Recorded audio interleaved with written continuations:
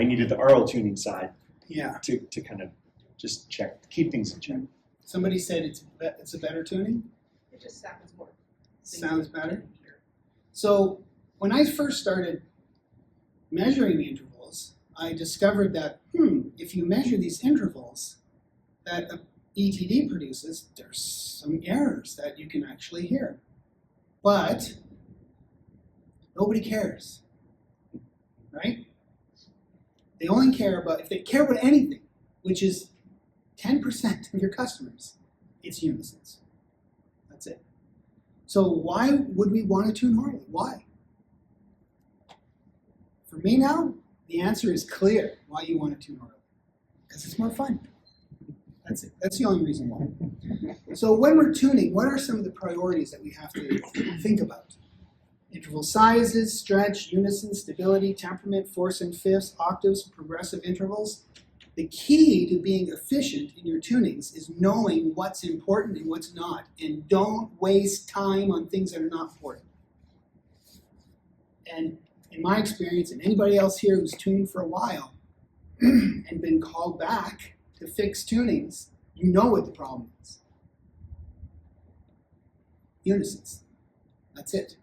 In my experience, my history, maybe 8 times I was called back for, maybe 7 times called back for unisons, 2 times for top octaves.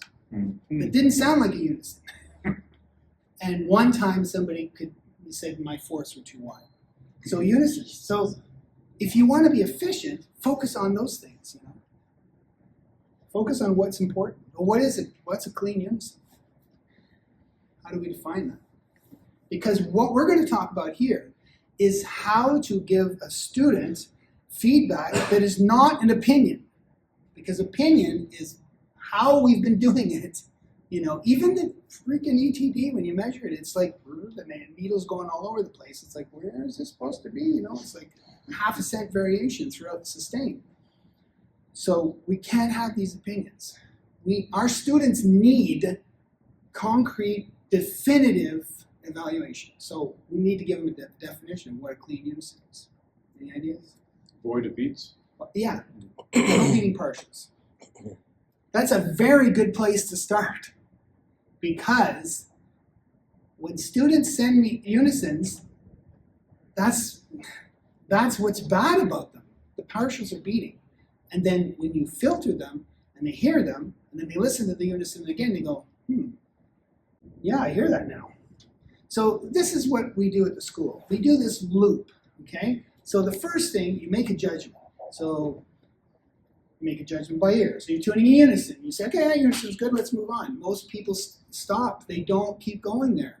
They just tune a clean unison, and that's it. If you want to be really good at tuning, you want your students to be good at tuning. And I say this because if you're a piano technician, you've probably had people come to you and ask if they could show you how to tune. I'm saying teaching is very difficult if you don't have a really good method. If you have a great method like this one, it's a breeze. It's fun. They get great results. It's a really good experience. So the loop is you make a judgment and then you get feedback, but not an opinion. Opinion is the lowest form of knowledge. That's what Plato said. You get it, and like we're going to use Ocenaudio here, the bandpass filter, to get the opinion. Then, if you're wrong, so you tune a unison, I said that's clean. Filter it, use our marking system. No, it's not good enough. Because the third partial's beating like crazy. Can't you hear that? That's what you hear in your head if you're doing this yourself. And you can measure your own tunings.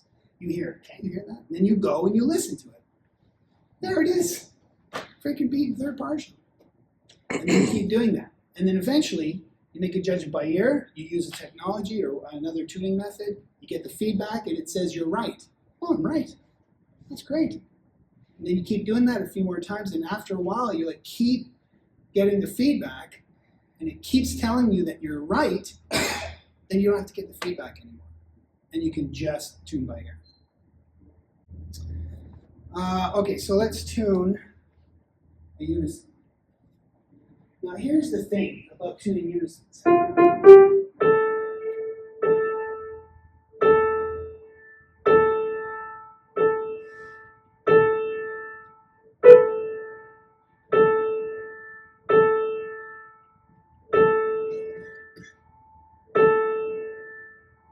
So is that good enough?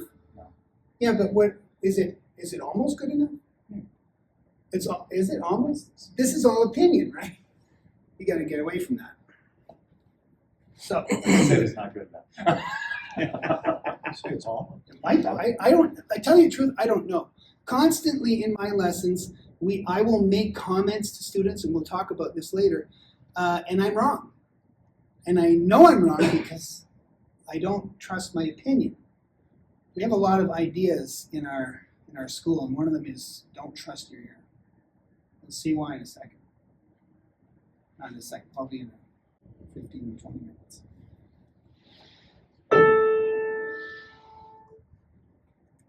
This is a free program, Ocenaudio. So you normalize this. I usually have a macro, but I don't have it, so I'll show you how it works now. Copy, paste it 4 times. What does normalize mean? Oh, that just means make it as loud as possible without any clipping. Got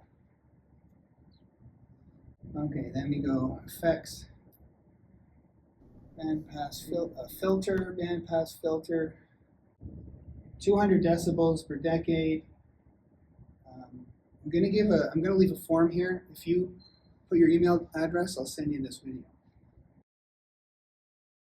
Play.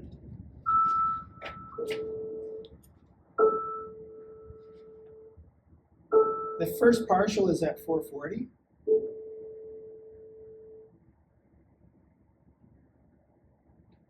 So that looks pretty good. So what I've done so far is I've copied and pasted that recording 4 times. Now I'm filtering out the first partial. Select the second one here. I'm using a macro here. Loop. This is looping and then playing. Looking for the second partial, which is an octave.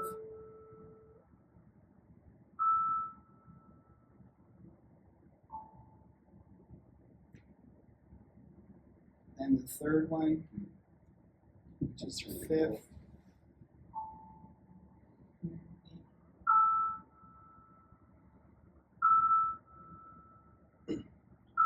Now I'm just moving these sliders, the top and bottom one, to create the band. That will. Are you going off the numbers or the Just sound? by ear. Okay. You can do numbers. It's easier to do it by ear, I find. This is what I do all day. Okay, so now that we see these, the question is, well, what does it mean? How do we use it? So here, every student gets a spreadsheet, which is free. You can download this and use it yourself. And the first unit, you have to send me a unison. 2 strings, that's what we got here. Okay, so now how do we mark these? The partial is supposed to decrease in volume smoothly and evenly, like the first one. So it gets 4 out of 4. Each partial is marked out of 4. If the volume rises, you're going to start losing marks. But we have a criteria. Basically, if it rises a tiny bit like this one, I could give that a 3.5 or a 4. Let's give it a 4. Now this one here, if the volume doubles within 2 seconds, we also don't listen to the first 0.2 seconds. Don't worry about the first bit. But within 2 seconds, if this volume increases, you lose marks. If it doubles, you lose a full mark. If it increases by less than double, you lose a half a mark. So that's a full mark off. And then this one here also gets a full mark off. So 87.5. This unison would pass in our school. This is very closely tied to the RPT exam. If we were to measure each individual string, they probably would be within a cent.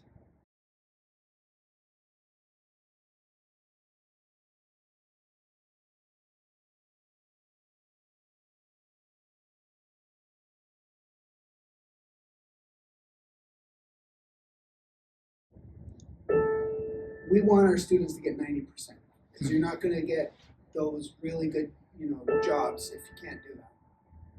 So that's measuring unisons. Any questions about that? Can we hear like the Okay. full audio of Oh, What- yeah. what Yeah, it is? yeah, of course. Yeah. Yeah. I'm gonna show this stuff later. Okay. Which parcels are you choosing? 1, 2, 3, 4. 1,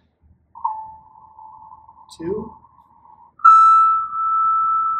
3, 4.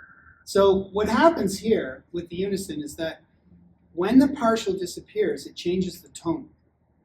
Unless they all change at exactly the same rate. Because that's what tone is. Tone is a function of all those partials, how much that are there. When the partials change, the tone changes. So what you want when you're tuning is to hear no words. You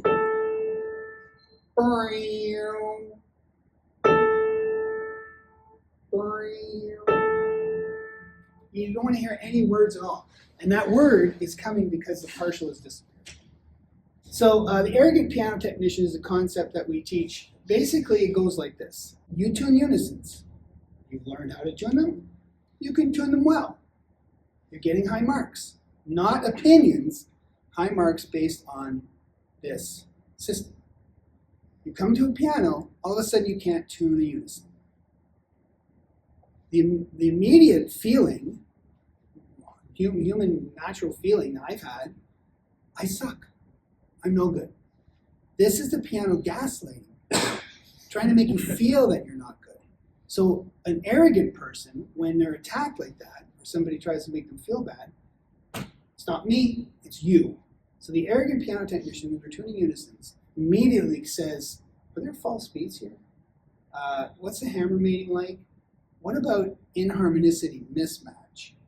So inharmonicity mismatch is a real thing. I've seen it on brand new pianos and other pianos. Like, what that means is that the partials don't line up. They're off a bit. So you can have a high partial beatless, but a lower partial beating. You should never have that. You should never have a lower partial beating faster than a higher partial. That means the inharmonicity is not matched. So you can take a micrometer to the strings and you'll probably find they're different diameters. I've seen it on new pianos. One of my students had that problem, and they said, let's measure the strings. But this is all online, by the way. We do this all online. And he measured and they were different. I said, what's going on? He says, well, I broke the string and I had a technician come in to replace it. And he took the number off the plate instead of measuring the other string. So that's what happened. So to talk about the rest of this, we have to talk a little bit about basic piano tuning theory, the harmonic series. Some might already know this. All of those frequencies belong to that note. When I let go, it disappears. Is that new for anybody? Okay. Coincident partials, when you play an interval. You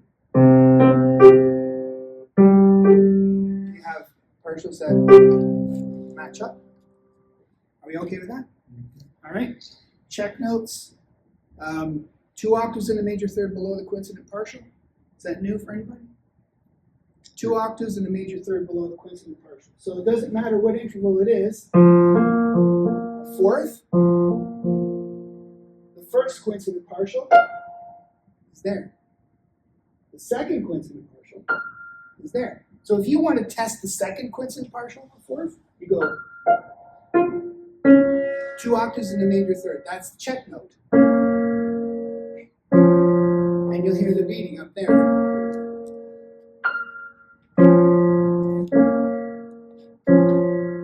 I have a blog article on my website, like about 10 different tricks you can use to try and hear those beats better. One of them is Ocenaudio.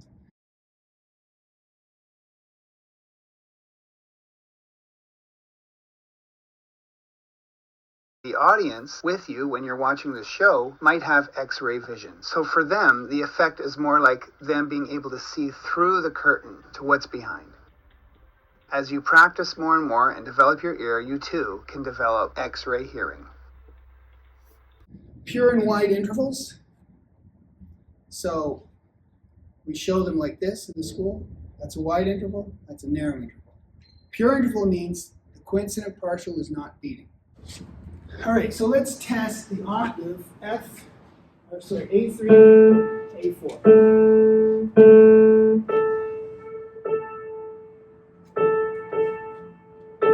I'm going to tune this the way that we teach. We use a double string unison technique. Okay, so double string unison is one mute, one string. First, clean it up.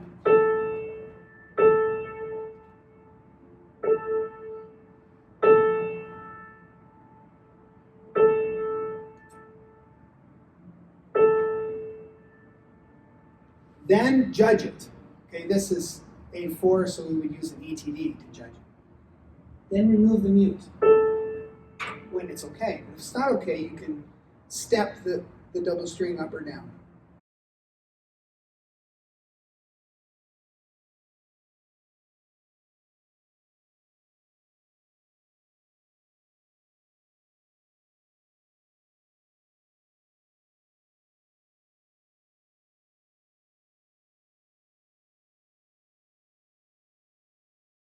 Move one string, move the other, get it clean again, then measure it again or judge it. This is called double string unison. We use it to tune the whole piano, but it was originally described by Virgil Smith, who was a great aural piano tuner from years ago. He called it cracking or shimming the unison, which is what he would do after tuning the piano if one note was a little bit out. So we just shim them up or down to fix it. So now what we do, using double string, one mute, one string, clean it up, then the check note. We're listening up here, that's the 4-2. It's the fourth partial of A3, second partial of A4. That's where the coincident partial is. And the check note, 2 octaves of the major third below is F3.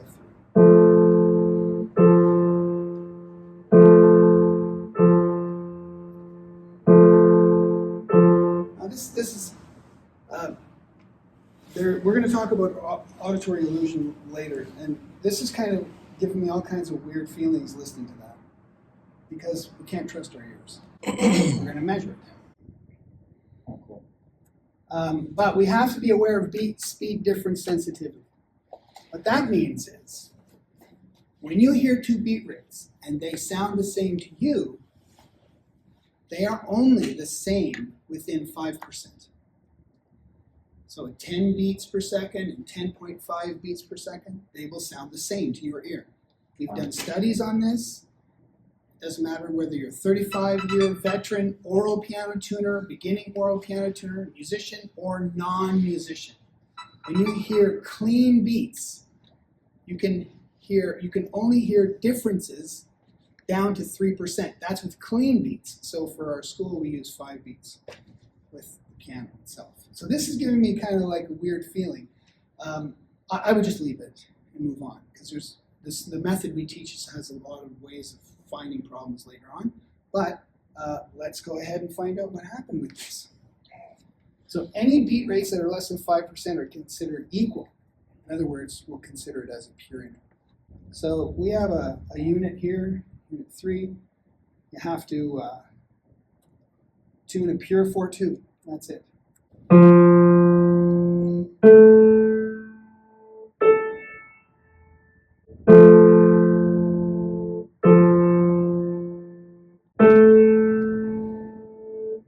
going to be a lot of interesting stuff there. So right off the bat, we have our 4-2 test, right? That's it. So now the question is that a pure 4-2? Are these beats the same?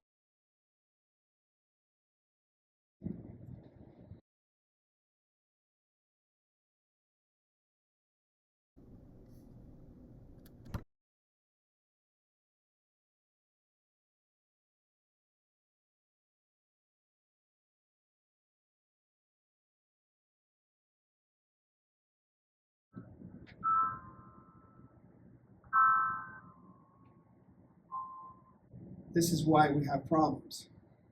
You see, the beat speeds are not smooth and even, are they? So right off the bat, we look at this, and we say, okay, we mark the unisons based on the on the interval beat rate. If the unisons are not clean, the beat rate will speed up, slow down, and get louder and softer. So we have here, you can see they're kind of like getting longer there, eh?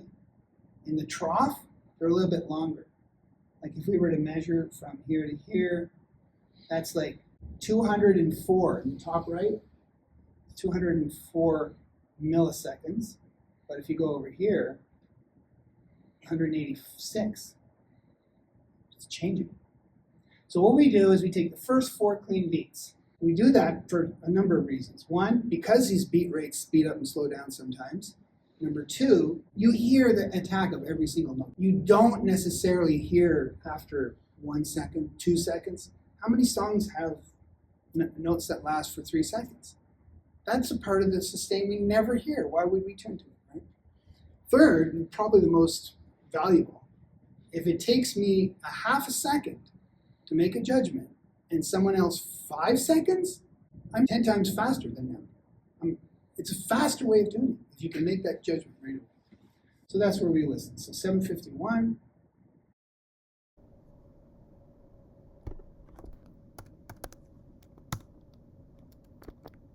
Well, first of all, we're going to look at those unisons. I'm going to give that a 3.5.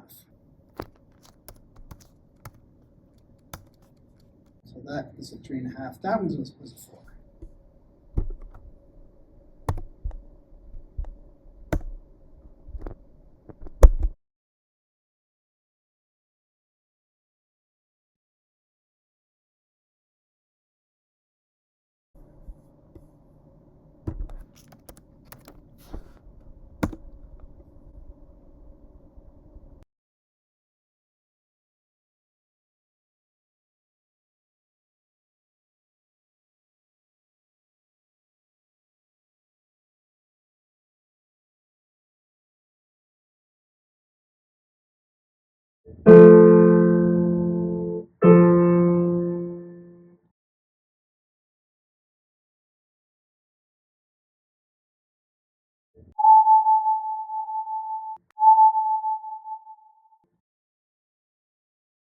So I just want to be clear, each of those little sections is a partial, right?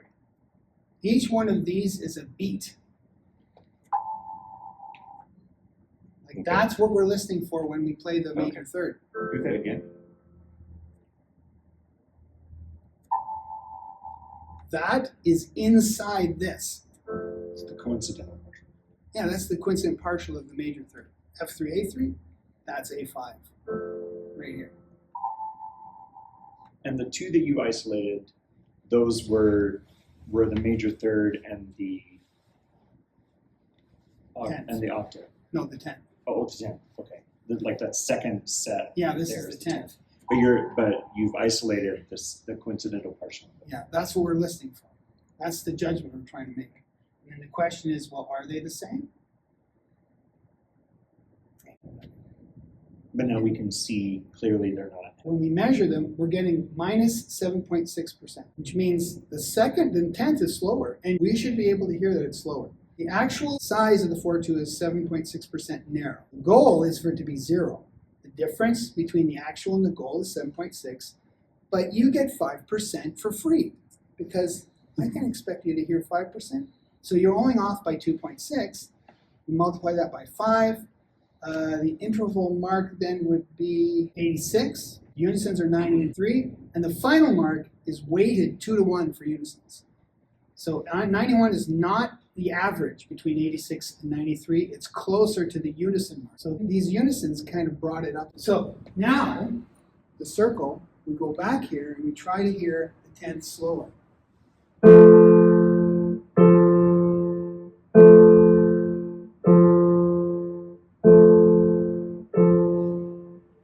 Yeah, you can convince yourself that that's slower, and that's what you have to do, because it is. You don't want to convince yourself of something that's not true. And that's the problem with our ears. We can convince our ear of almost anything. And we're going to show that later. All right, let's, for fun, these are all the notes, the check note and the 2 A notes. If we were to filter the A5, the A3, and that's what you see here. The beat rate rides on top of the out of tune unison. This is the out of tune A3, fourth partial, A5. It's beating. So the F3, A3 is beating. The F is fine. F3 has no problem with A5. There's a little bit with the A4. That's why it's so important to have those unisons clean. So if you're going to tune open unisons, which is, I recommend it, especially if you're using double unison, it's the only way to tune it. You have to do open unisons. If you can't hear the beat rates, it's not you. It's probably a unison. So this is great for teaching, because if you understand that unisons are the most important, and then you tell your students that, you even have them tune unisons for 2 months, they'll just be complaining, why do I have to keep doing this? This is much better, because what I have students telling me, I say, okay, send me in your Pure 4.2, and they go, I couldn't. Why not? Because my unisons weren't good enough. They're telling me their unisons aren't good enough. That's what you want. As a teacher, you want students to understand and connect with the problems that they're having instead of you telling them. And then we have, yeah, that's about it. Oh, the octave. Let's listen to the octave.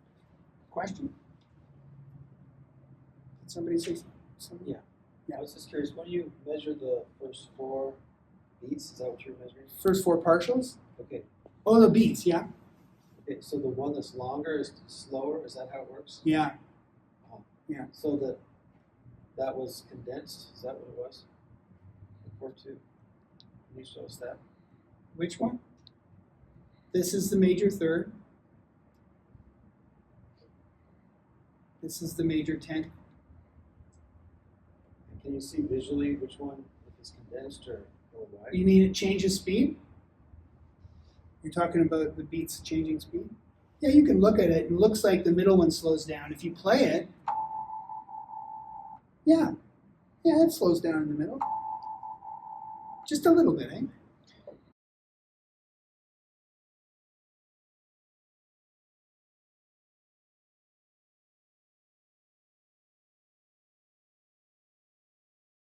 Can I just ask, I just want to make sure, because I can't see the piano, but it sounds like you always have 2 ringing strings, 2 open strings on each note. No, right now they're all open.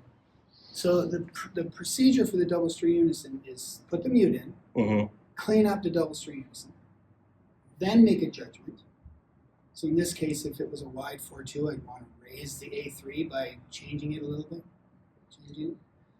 When it sounds good, then remove the mute and tune the third string. So why not just listen to single strings for the Weiner octave? drift. Number 1, Weiner drift, which means, and it's a real thing, when you add other strings, it changes the pitch. 2,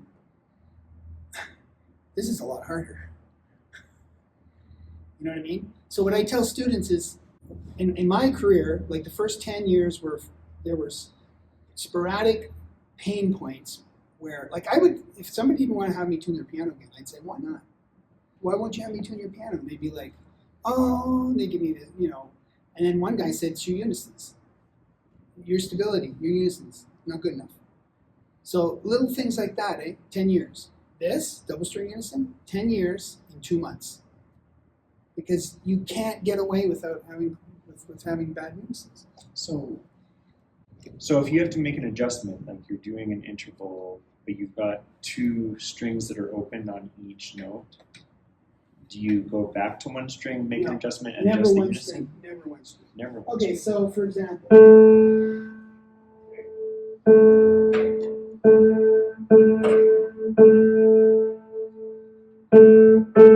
All right, so now this is open trichord on A4, double string unison on A3.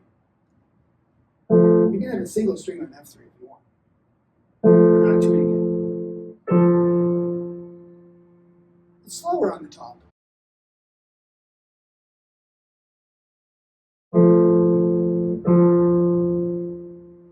So I have to lower the A3.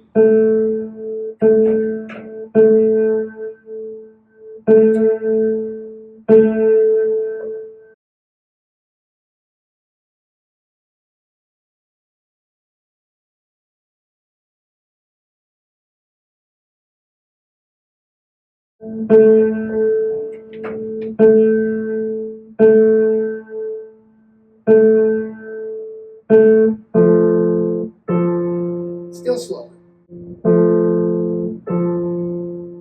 Still slower. Part of the questions I've asked is, what do people need to know to be good piano tuners? I used to think it was being able to hear small differences in beat speeds. No, everybody is born with the ability to hear down to 3%. Now I'm convinced it's hearing this like that. So there's no, all you're hearing is that clear beating. And when I was teaching this way and tuning this way for a while, I was tuning in an auditorium where they were setting up tables. And one guy was building a stage with a drill, right? And I'm tuning away, and all of a sudden I had to stop and say, listen, and go, why isn't this bothering me? And because if you take any kind of cacophony with a beat rate in it and filter it out, all you're going to hear is that beat rate.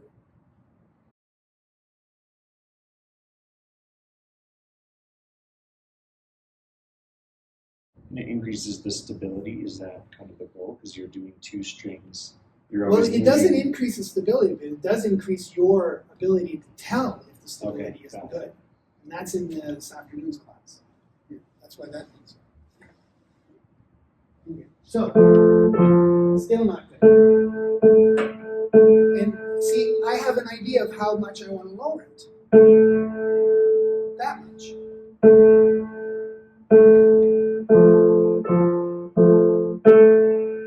There's still some unison issues in there, but I'll show you something else.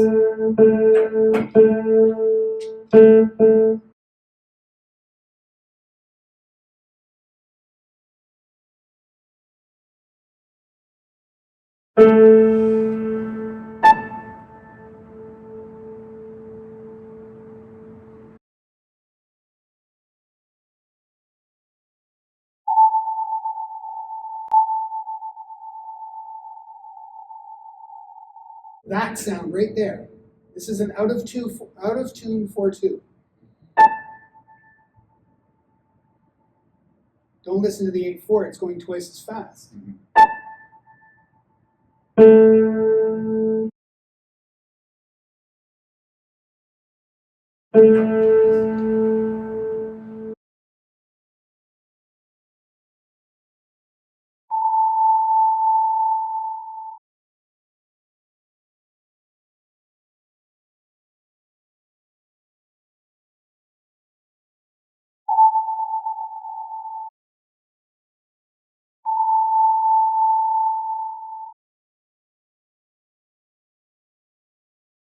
You match it. It's called beat matching.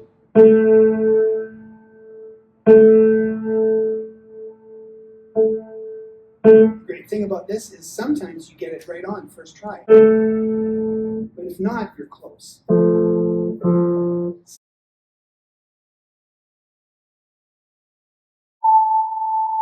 if not, you're close. Still narrow.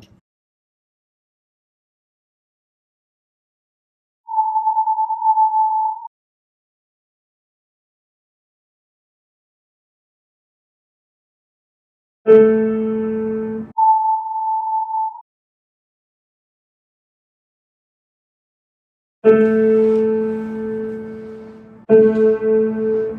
I'm matching.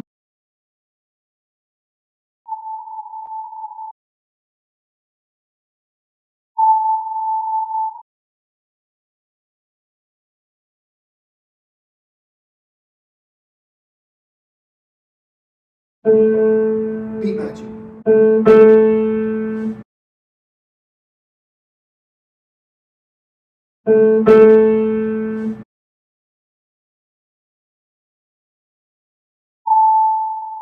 Okay, so that's the double string unison, a little bit of stuff on that. All right, so now I want to do a little bit of a test regarding the 3% thing we talked about. Right? Okay, I hope you can hear this. This is a narrow 4/2, so the 10th is a bit slower. Put up your hand if you can hear that the 10th is slower.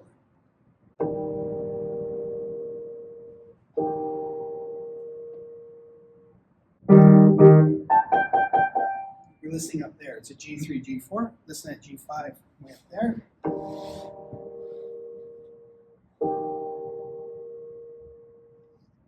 Put your hand up if you can hear the 10th is slower. Yeah? How many? Let's do it again.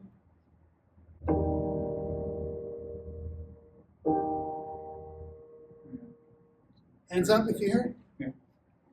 1, 2, 3. Nobody else? Okay. Let's go with the wide 4/2. So we're listening for the 10th to be faster. 10th is faster. Yeah.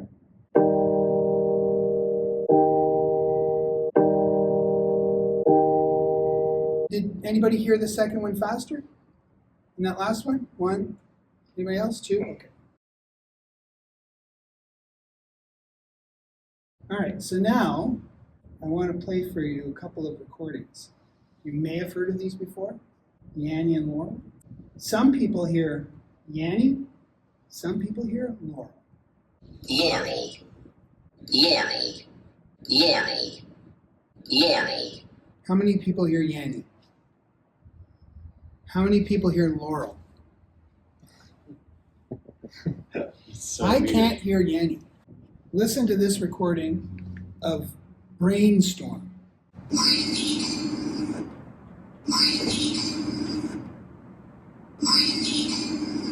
Did you hear it? Yeah. Brainstorm. Now listen to this recording of Green Needle.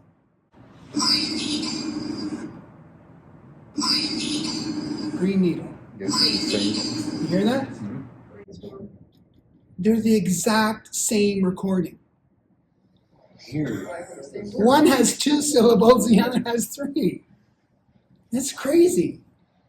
So, it's crazy. The ear can be fooled so much. Well, you're introducing a bias because you're asking us ahead of time. And you were doing that on the partials too. You were saying, now, do you hear this as slower? Do you And so think- your brain says, I should be hearing this as slower if he says so. No, your ear says that. But it's connected to my brain. Your brain is responsible for asking your ear the right questions. Oh. I'm not involved in your. I'm not here at your tuning when you're tuning. It's your brain and your ear. Your brain needs to ask the ear the right questions. That's the secret to getting over this stuff. If you don't ask your ear to hear the right things, it will hear whatever it wants. Here's another example. This is a talking piano and it's so cool.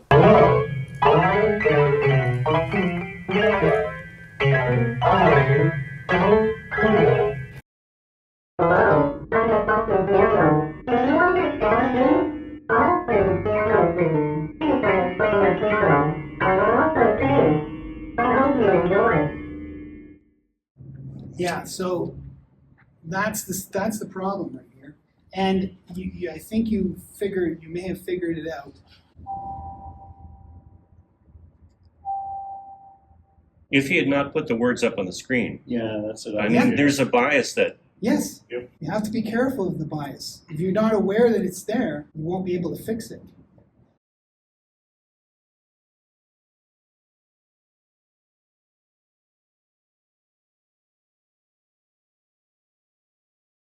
Those are exactly the same recording, the 4-2 tests. Some people heard them wide when we were trying to hear them wide. Some people heard them narrow when we were trying to hear them narrow. How can you use this? First of all, this is crazy, right? How can we use that though now to make us a better tuner? One way to do this, and I know Jack Stebbins kind of talked about this, is that when you're playing a 4-2 test, for example, you want to be a pure 4-2. We teach whether you should make it a pure 4-2 or a wide 4-2. It depends on the inharmonicity of the piano. But if you wanted to have a pure 4-2, you listen, you go, can I hear this as a wide 4-2? Yeah. Can I hear it as a narrow? Yeah. Even though you know you're tricking your ear is really stupid. It will give you what you want. So how do you eliminate the bias? One way, like that way, what I just told you, but also, let's say you're trying to tune a contiguous minor third. Those are supposed to be changing smoothly and evenly. And I call it the skeleton. The way I teach this, it's the skeleton. So if you tune, after you have clean octaves, A and F octaves, you're going to tune the C sharp so that you have a lower skeleton that is fast, or slow, medium, fast, medium, medium, medium, or fast, medium, slow. The A C sharp is always medium, the A is always correct, so the C sharp will be correct. It's always medium. So you're listening for evenly changing beat rates. You want to hear them, and they're close but wrong, you'll hear them. Don't want to hear them. Listen to this again, and this is, I talked about the arrogant piano technician, this is the humble piano technician. So I tell my students, when you play your skeleton, realize, like, try to play mind games with yourself. Say to yourself, this is supposed to be progressive, but it's not. Why not? Because I suck. There's no way I can make this right. There's no way I can tune this correctly. I'm not good enough. So that means it's not slow, medium, fast. It means it's either slow, slow, fast, or slow, fast, fast. Now let's find out which one it is.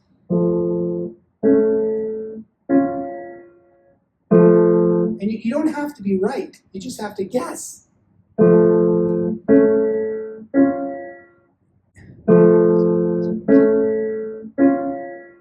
I would guess slow, fast, fast.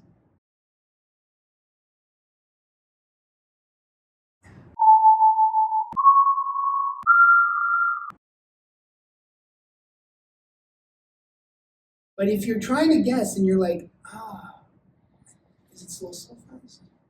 Like right now I'm listening to it, like sometimes it was slow, slow, fast, slow, slow, fast. I would stop. Because another concept we talk about, wonderland.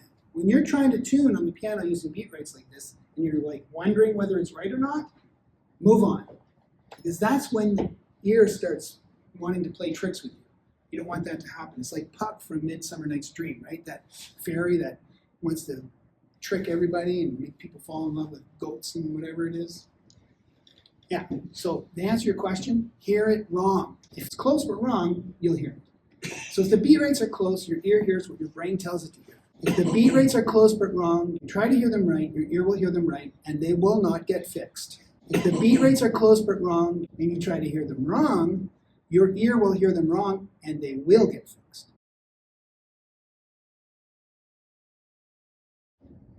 Other examples we can do. So we can do a 6-3 test. Okay, so we don't have a clean unison there. So we're going to use what we call pair compare, which is probably something that you guys use intuitively anyways. Mute the right string, mute the left string. The right string muted sounds better. Left string muted does not sound good. It's the right string that needs to be fixed. Let me go over that again. So you have a trichord. One string is out. Mute one side.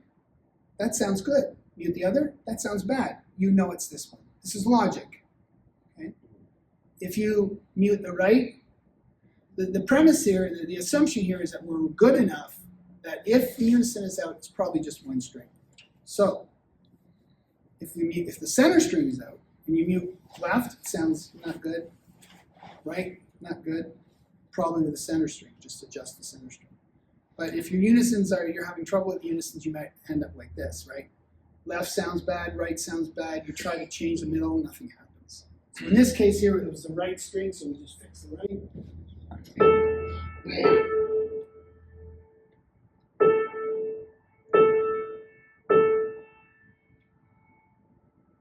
Left string muted, right string. They both sound the same. Mute's gone. I'm just going to try the center.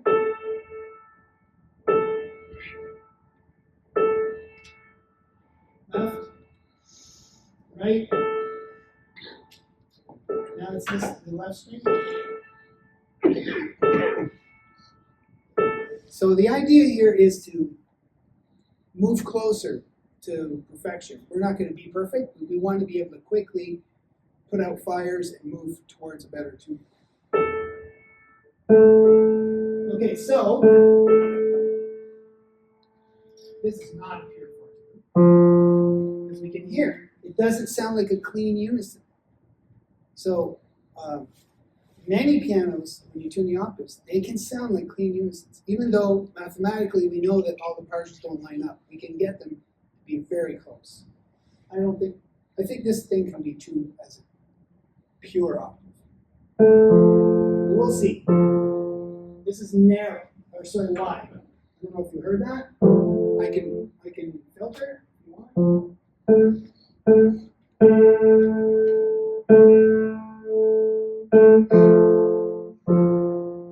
You want me to filter it? It's wide. Can you just play it again?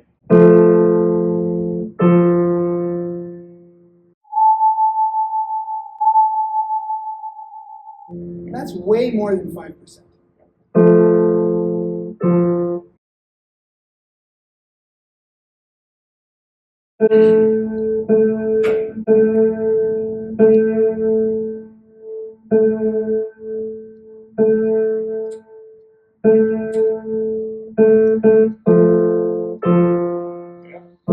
Too far, I think.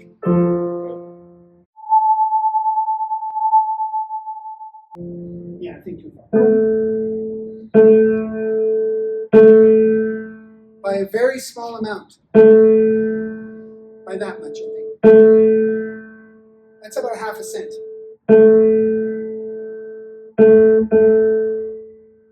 So our students are working within the 1 cent range to move unisons by half a cent at a time.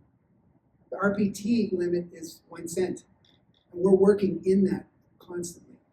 So students do very well in the RPT. Okay, let's say that's okay. And now, for the 6-3, that's up here. 2 octaves major third, it's a minor third, major 6 test. When we do this, it'll always be a little bit too fast. The check notes should be 4 to 5 beats per second. Not too fast, not too slow. So we're going to raise the C.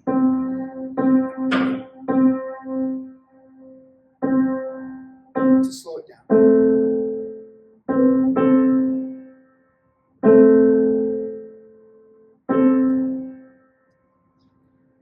Okay, so let's measure that.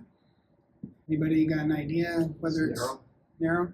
So, could you hear that the 6 was slower than the third, minor third? Yeah. So 5% is where you're like, maybe? Is that what you heard? No, I thought it was more than 5%. Yeah. Yeah, so you already have a quantitative way of judging these. You're saying, I think it's more than 5%. Yeah. It is. I think it could be 30. But I could be wrong.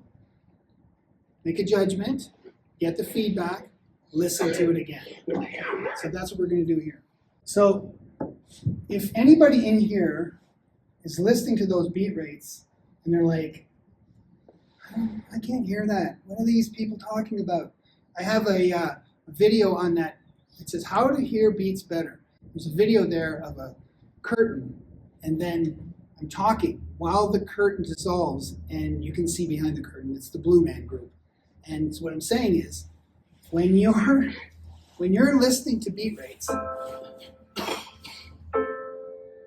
and someone says, "Oh yeah, that's a lot slower. It's more slower than 5%. It's like 30%." It's like being in that theater, and the guy is talking about the Blue Man Group, and you see that all you see is the curtain. You can't see anything. It's very frustrating. But just know that by doing this, you can make that curtain disappear faster, and you can be able to hear those beat rates faster. So now, what you can do is just listen to that way. You can see the blob there because of one of the unisons is not good. So if we're going to measure that,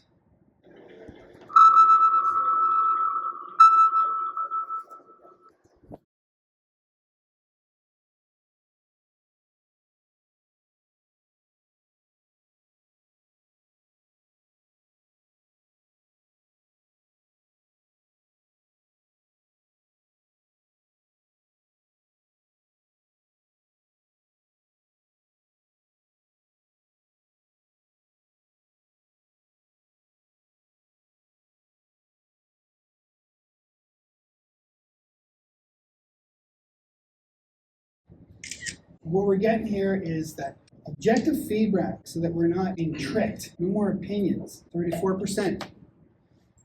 34%. Now, we teach in the school about how the 4-2 and the 6-3 relate to each other. And usually, and people have said, wide 4-2, narrow 6-3, because the 6-3 is to the left of the 4-2. We have a line, there's pure in the middle, wide and narrow over here. And there's that 5% bubble. So we believe that on most pianos, you can get a wide 4-2, narrow 6-3 in the bubble. In other words, they sound like a pure 4-2 and a pure 6-3. But the 6-3 is always to the left of the 4-2. So if you have a narrow 6-3, that narrow, your 4-2 might be narrow. And this is where you trick your ear. You listen to that 4-2 and you say, hey, that's a really narrow 6-3. You sure you don't have a narrow 4-2 as well? Yeah, that's a narrow 4-2. I couldn't hear it before. But because I know that 6-3 is to the left of the 4-2, and this 6-3 is really far left, probably the 4-2. Now this, a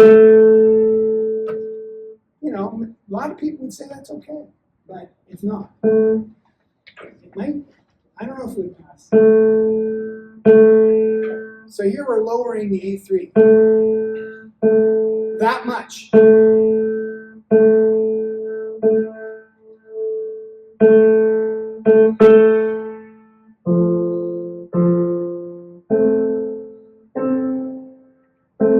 I still hear it narrow.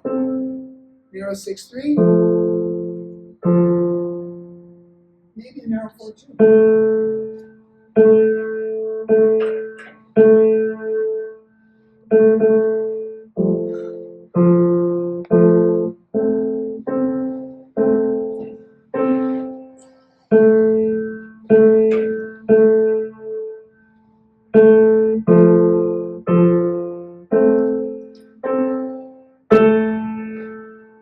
Okay, so now that we have that clean octave, where we have the pure 4-2, pure 6-3, that octave should be clean, and it's not.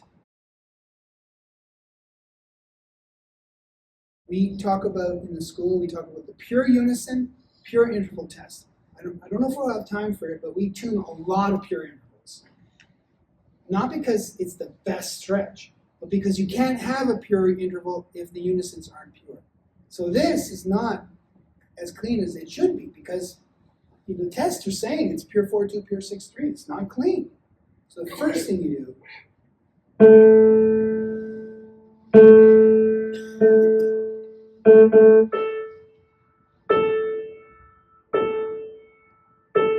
check the unisons.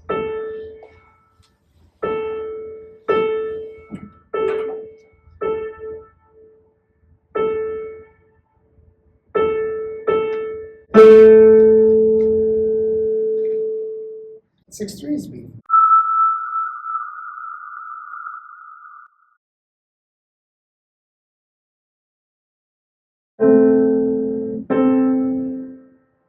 Okay, so once the unisons are clean and the interval isn't, now you know the beat rates are not the same.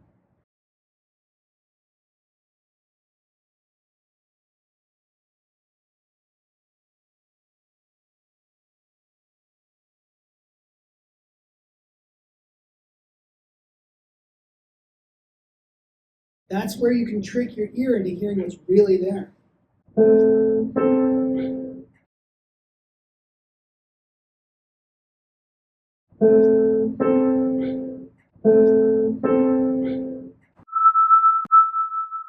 So without too much effort, I know that this is not the same.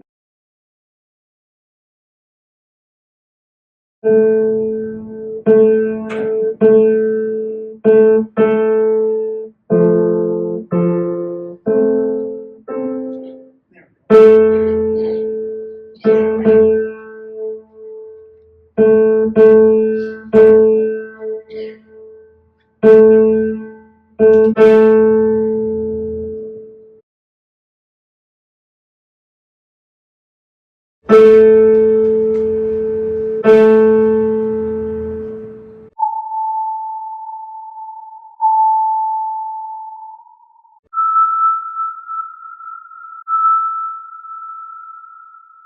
so that's the 4-2 and the 6-3 for the A octave. We do the same for the F, but that's only to determine if this piano is tunable as a pure 4-2, pure 6-3 in the mid-range.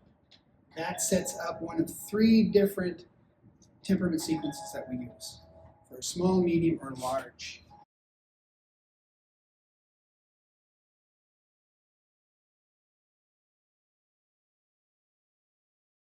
So let's do the 12th. The 12th is a great interval. When I first started tuning, I learned about how to tune the pure 12th. We didn't call it the pure 12th though. They were calling it the double octave as wide as the 4th. Hi, this is Mark Sarazano from the International Piano Technician School, and I'd like to share with you the old school perfect 12th test, the way it was originally taught to me. And I would like to present to you the idea that piano tuning, as a craft, has a problem. It is being taught in a far more difficult way than it needs to be. Let me show you what I mean. I was originally told that in order to tune the treble accurately, I should tune the double octave as wide as the 4th. Let me show you what that means. The double octave here, F3, F5, is wide because the F5 is higher than the 4th partial of F3. That's what makes it wide. But how can we measure this? We use a check note. C#3 has the same coincident partial as F3 and F5. And when the piano is remotely in tune, the C#3's F5 will be lower than the F3 and F5's F5. Playing C#3 with F3 produces a major third, and it creates beating that indicates, now listen, this is important to understand. If you want to understand how check notes work, you have to understand this concept. Playing C#3 with F3 creates beating that indicates how high the 4th partial of F3 is above the 5th partial of C#3. If the 4th partial of F3 is at the same frequency as the 5th partial of C#3, there will be no beating. But because it's a little bit higher on purpose, that's how we set the C#3, that's how we set check notes, there will be beating that indicates exactly how high that 4th partial of F3 is. Let me state that again in more general terms. When you play a check note with an interval note, you are listening to how high the coincident partial of the interval note is above the 5th partial of the check note. Similarly, when we play the C# with the F5, we're going to be hearing how high the F5 is above the 5th partial of C#3. Now we can compare each of the F5's height above the C#3's F5. The speed of the major third indicates the relative height of the coincident partial above the C#3's F5. Similarly, the speed of the major 17th indicates the height of F5 above the C#3's F5. By playing them back and forth and comparing their beat rates, we can determine the relative height of each of the coincident partials. The fact that the 17th is faster than the 3rd indicates that the F5 is higher than the F3, and when the top note is higher, we say it's a wide interval. Now we can do the same thing with the 4th F3 A#3. We call it a 4-3 because that's where the partials line up. That's where the beating will occur if the P4 is not pure. This perfect 4th is obviously wide because the 3rd partial of A#3 is higher than the 4th partial of F3. There is beating at the 4-3 because it is not pure. The top note A#3 is higher than what would be a pure P4 with no beating at F5. But how can we measure this by ear? You guessed it, a check note. We will use C#3 again, because it shares F5 with F3 and A#3, and its F5 is lower than the other F5s, on purpose. As we've already seen, playing C#3 with F3, the major third, creates beating that indicates how high the 4th partial of F3 is above the 5th partial of C#3. Now, playing C#3 with A#3, the major 6, creates beating that indicates how high the 3rd partial of A#3 is above the 5th partial of C#3. Now we can compare each of the F5's height above C#3's 5th partial, F5. This means that the 4th partial of F3 is lower than the 3rd partial of A#3. F3 is lower than the pitch that would make the perfect 4th pure. F3 is the bottom note, so F3 A#3 is a wide perfect 4th. But wait, the double octave is wide by the same amount that the perfect fourth is wide. That means that the 12th is pure. This was proven with the tests major third slower than major sixth, that proves the wide fourth, and major third slower than the major 17th, proving the wide double octave. If the difference between those beat rates is the same in each case, that just makes the major sixth equal to the major 17th, the test for the pure 12th. This just goes to show how a simple idea like testing the 12th to be pure using the major 6th and the major 17th to test that the 3-1 perfect 12th is pure was originally so complicatedly explained that it must have made many beginning piano tuners' eyes glaze over. Piano tuning does not need to be this complicated. If you would like to learn how to tune using a very simple way that, because of its simplicity, has allowed piano tuning students to achieve concert level piano tuning results in a matter of months instead of years, then reach out, email me at mark@howtotunepianos.com, and I will share with you how this system that I've created has been able to get piano tuning students results that they never thought were possible, which has allowed them to discover a career that is able to give them all the things they were hoping for. Thanks for watching.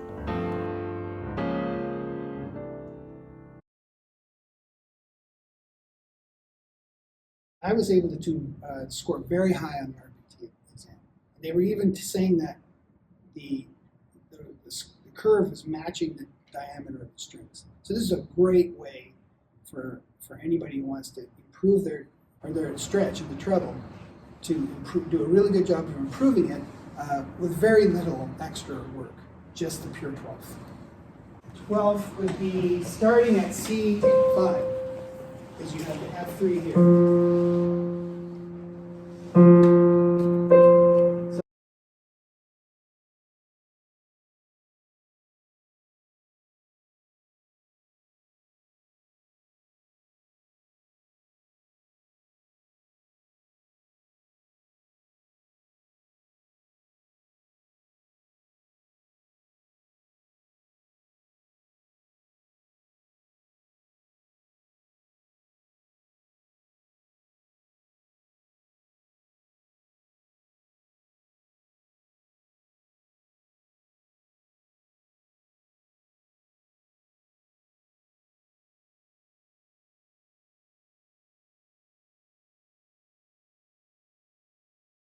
So with the double string unison, you would mute one string, make sure it's clean,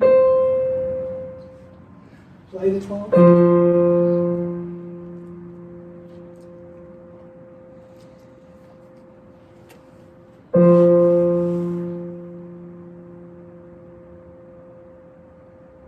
This has got a second coincident partial beating.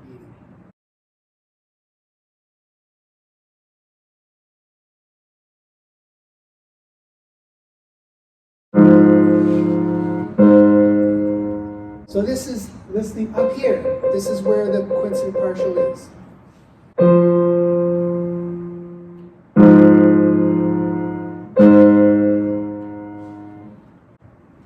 Could you hear a difference, anybody? Yeah? What'd you hear? Second one was faster. Yeah. So that's your opinion, right? So now you can use this to find out if you're right or not.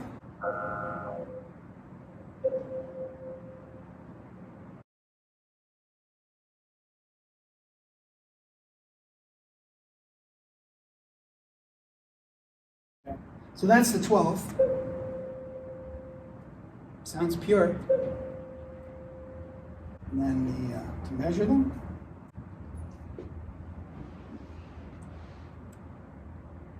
So we think the second one is slower, 16% slower. I didn't want to talk about this, but 16% slower produces a pure 12. How is that possible? There's something called coupling. So you can have two unison strings that are slightly out of tune, but when you play them together, they couple. There's a video on YouTube of metronomes on a piece of wood, and they're all going at different speeds. Clickety clackety, clickety clack. Then they put the wood on top of the two pop cans. And now they're clickety clackety, clackety clack, click clack, click clack, click clack, click clack, and they move together. So we believe that's what's happening. Because this happens. It's rare. It's very rare. But it does happen. Where I'm playing the F3 by itself with the G sharp. Then I'm playing the C5 by itself with the G sharp. The F3 and the C5 are not seeing each other. But when I play them together, then we see them. They see each other and they lock in. That's the only explanation. So again, it's like these beat rates. We can't just trust them. We can't trust our ear. This gives us the feedback that we really need. The other thing that you want to be able to hear is this ridiculousness here.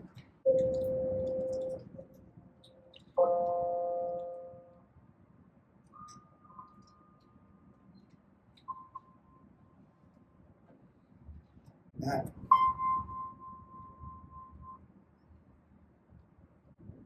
So I'm going to play for you at the end of the class I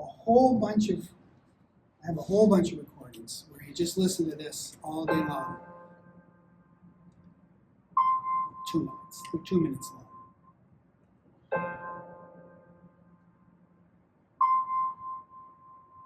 And focus your ear.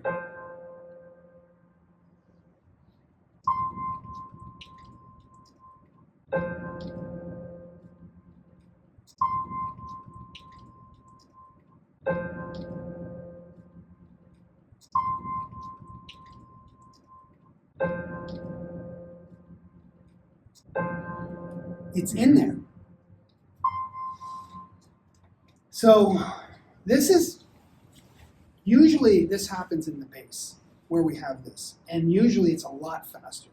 And we just ignore it. That's what the article we're talking about. Usually we just ignore it because in general we're used to fast beats in the piano. But in this case, that's also, if you look at piano meter, it has graphs of the intervals. So you can see, if you look at the 3-1, wherever it is, the 6-2 is below. So this is a narrow 6-2. So I'm going to just see if I can improve that. But this is rare. This, it's slow. If it was faster, I'd just leave it. It's just part of the piano. It's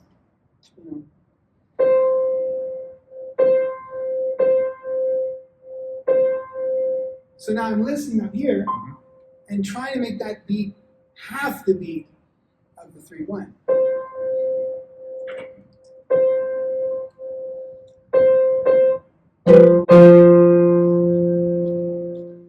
I don't know. You have to decide what you want.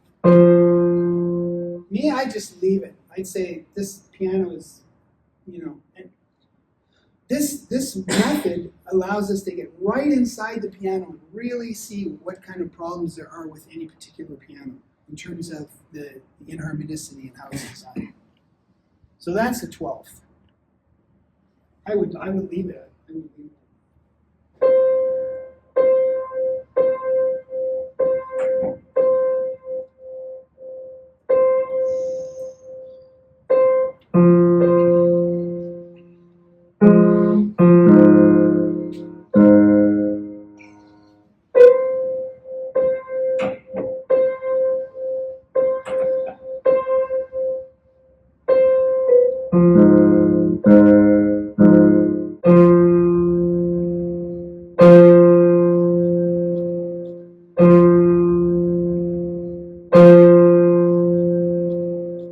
Is there any other intervals you want me to tune and measure?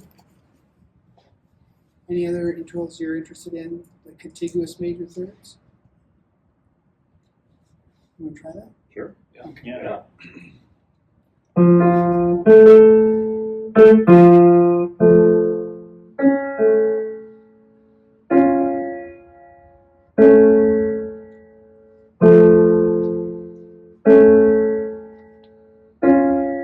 I hear that slow, slow, fast.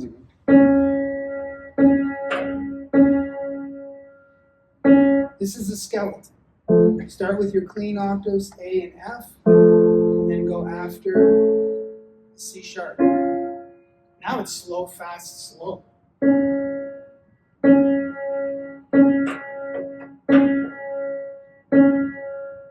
What I'm tuning here is C sharp, and A, C sharp is a wide interval. So if I want to slow it down, I have to lower the top note.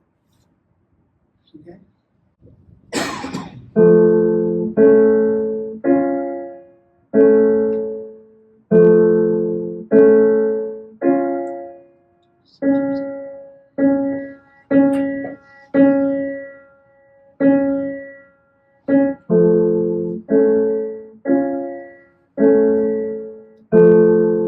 Okay, I'm going to leave it like that because my ear is playing tricks on me. What I didn't do was the F3, A3. It's supposed to be about 7 beats. Probably is. But to find out if it's correctly tuned, we're going to check the upper stealth. This has to be slow, medium, fast. No, slow, slow, fast. So we have to raise the F. That's too fast. F4, A4, raise it, slow it down. And again, the beauty is that it's double string unison.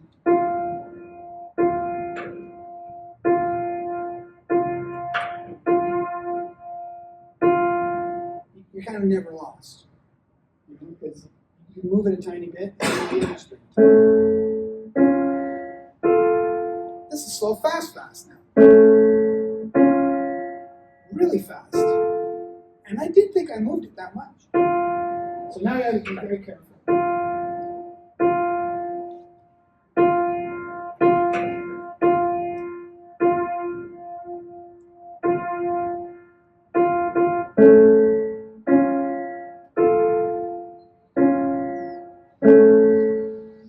I hear slow, fast, fast. If I was trying to hear slow, medium, fast, I'd probably hear it. But I don't want to hear it. I want to hear slow, slow, fast, or slow, fast, fast.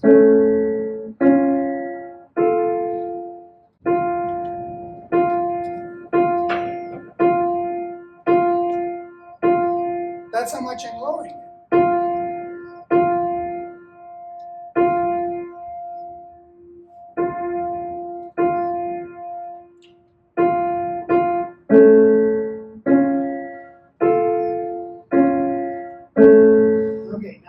Now we have to fix the F3.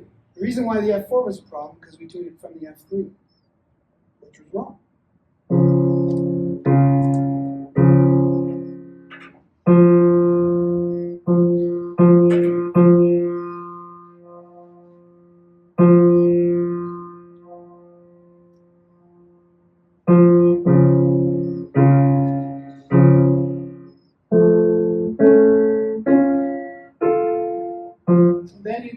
You usually keep the mutes in the Fs because we're moving the Fs around. When you're done, take them out.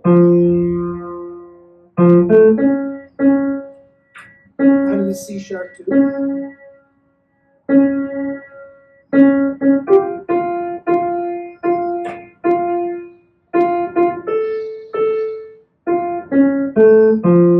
All right. So now all 3 strings are. Yeah.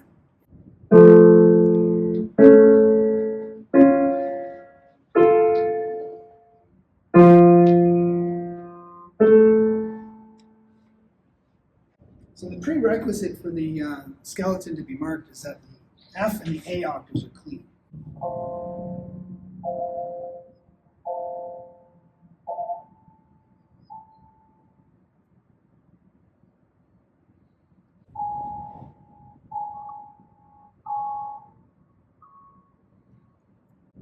Unison problem there?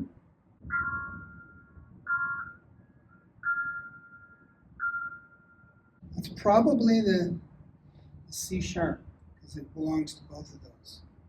F A, A C sharp, F, and it's the same, it looks similar.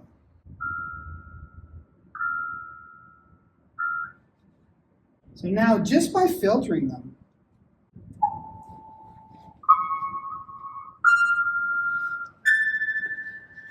I'm hearing that it's a slow, slow, fast here. It's like a slow, slow, fast. But then the question is, well, is that a big deal? Yeah, so we measure and find out, is it a big deal or is it something just leave? Because remember, we talked about priorities. This is really not a priority. It's like the bottom of the list, progressive intervals. Right? The main thing is unisons and pure intervals. All right, so the first one here, first 4 clean beats. 591. I have a question about when you're measuring. So where are you getting the numbers from? Oh, right up here in the top right. Okay, got it. 460. If you have, yeah, sometimes I only do 3 beats. That's fine. All right, so there you go. 28 and 34. The difference is 6. It should be 0. We want that ratio to be the same. Not 25, not 4 to 5 ratio. Depends on the piano. We want them all to be the same. 28, 29, 32. They just have to all be the same. So this is like 6.4 ratio difference of 5% for free. 1.4 times 2 is your loss. So that's 97. And by the way, I said the first 2 sounded the same. Stupid ears. Can't trust your ears.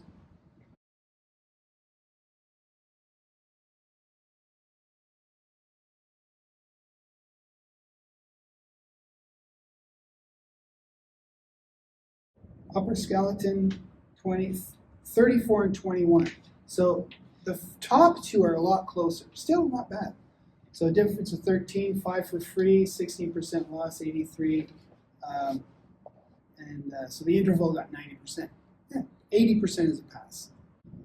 So it's like in that, I hope I've been able to show you that, number one, we can't trust our ears to a certain degree, right? If you want to get really get really fine tunings, we have to start using something that's checking our ears because we can't trust them. And secondly, now we have a way of saying, that's good enough, that's good, that's really good, that's not good but it's close, that's really bad. And there's no argument, right? Our students are told that if you fail one of these units and you think you shouldn't fail, then you don't fail. And the reason why we do that, nobody ever says that. The evidence is right there. I think my unisons should have passed. What? They never say it because you can see the beating third partial or whatever, and then they can hear it, Okay, I'll just talk a little bit about this stretch interval set.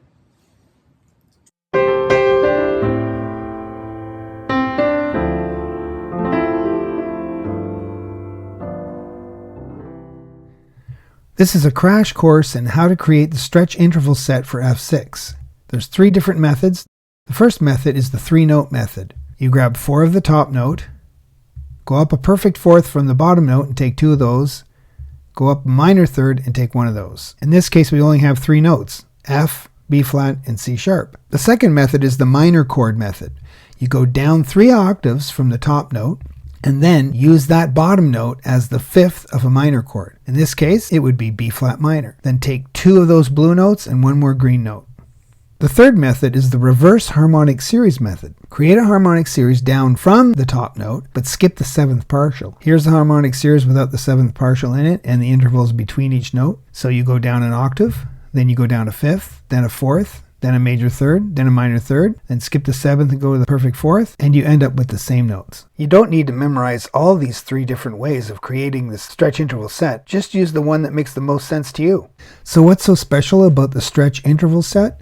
Well, if you consider the single note as a check note and play it with any other note, something interesting happens. Every interval that the single note makes produces beating at the top note of the set, F6 in this case.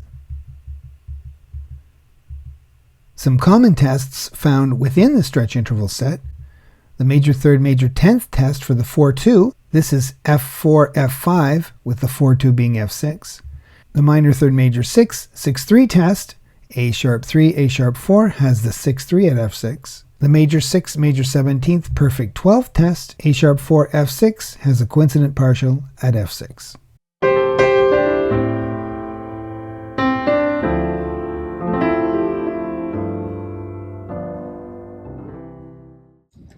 on starting at F6, we can use the stretch interval set everywhere. There's a major third, major 10th there. That's the test. This is, by the way, all of these notes, that's the check note. This is the coincident partial for all of those intervals. So there's your 4-2 test. There's the 4-2. Here's your 6-3 test. There's the 6-3. There's your 12th test. There's the coincident partial for the 12th. So how we tune these is these are slow, okay? These are slow. That gives us a pure 4-2. This one's a little bit faster. The 6 is a little faster. That gives us a wide 4th and a narrow 5th. Then all the others are tuned at the same speed. Okay? That means they're all pure. All those blue intervals are pure. But only as far as we can hear them pure. They might be 5% wide. This one's 5% wide. That one's 5% narrow. But they're all in the bin. Sort of like the piano entropy thing that's out there. That app that says it. And a lot of the newer EDDs are trying to do this too, trying to reduce all the errors that are in all the intervals. This is exactly what it is. So what we have is the pure 6-3. Everybody's okay with that. We have the pure 12. I think we've talked about that. Seems to be okay. But if you have the major 6 the same speed as the major 17th, and the major 6 the same speed as the minor 3rd, hello, you have a pure 19th. That's pure 19th.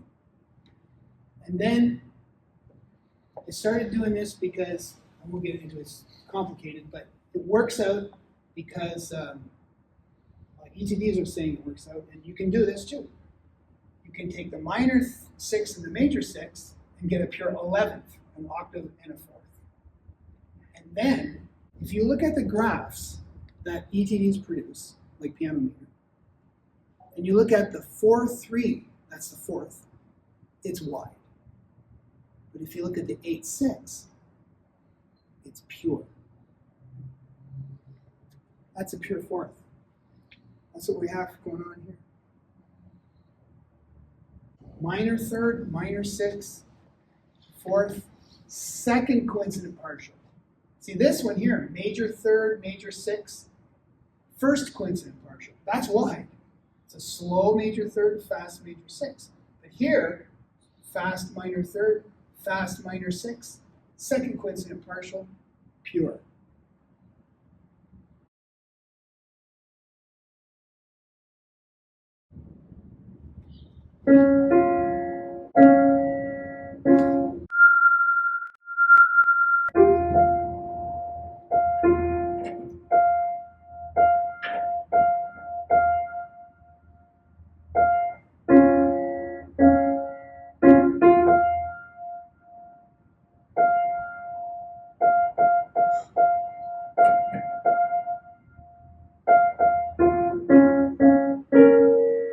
That should be a little faster.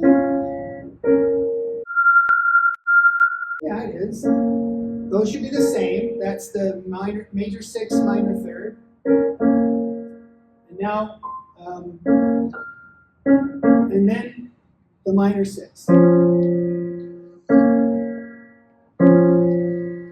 I think it's the same speed, but that's not clean. I can't hear that. That's why. It's not clean. Not clean music.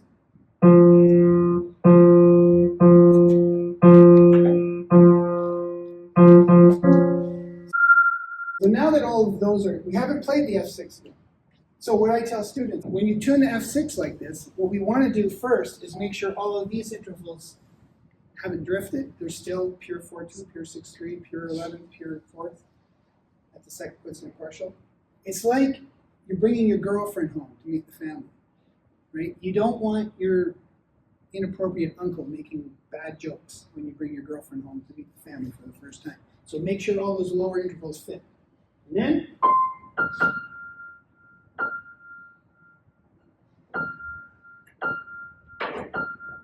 double string, mute 1.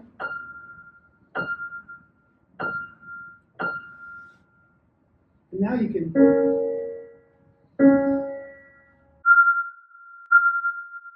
That's narrow. That means it'll be a narrow 12th, narrow 19th, narrow 22nd.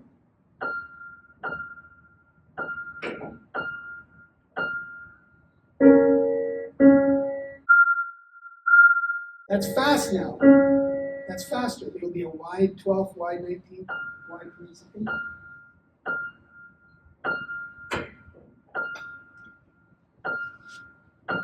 The inharmonicity of the piano allows us to have all these intervals down here to be pure. It's our job, once we find a piano that allows that, to put the top note so that we have a lot of pure intervals. Pure 12.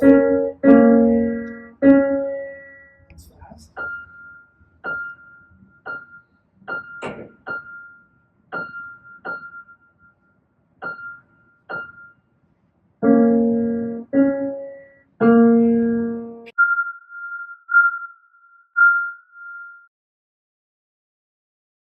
Pure 19th.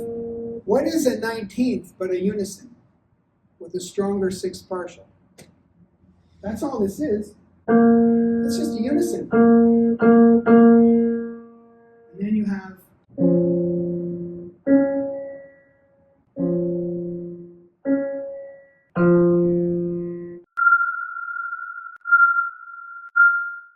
a minor 6th, major 17th, triple octave. What is a triple octave than just a unison?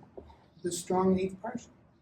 I'll tell you one more thing here. So this is pure 4th, second quicksand.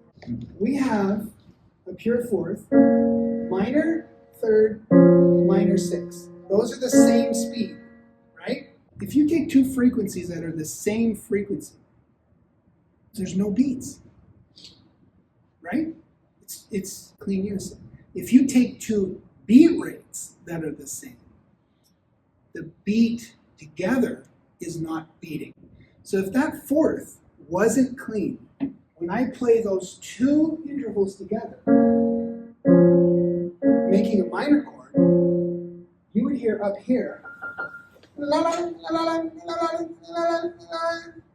that's what you would hear. But because these are the same speed,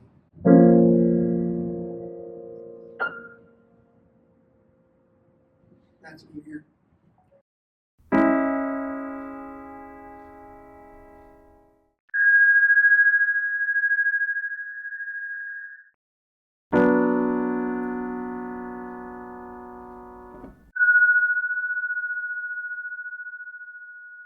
I'll just play one more thing. Here, a beating 6/3.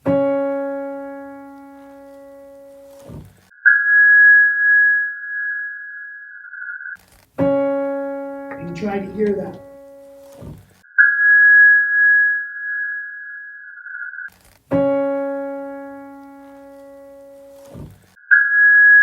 Hear a clean or bad unisons in intervals.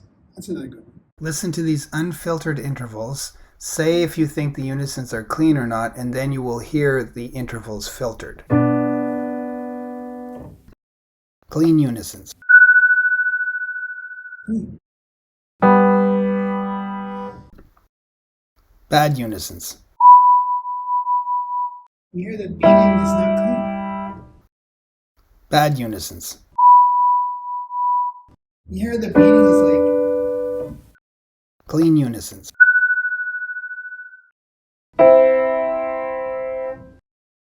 Bad unisons. So I have a bunch of these that I can send to you. I also have 2 videos on how to use Ocenaudio. Just put your name and email here and I'll send them to you. And I'll send you the class recording too. If you want. Okay. Yeah.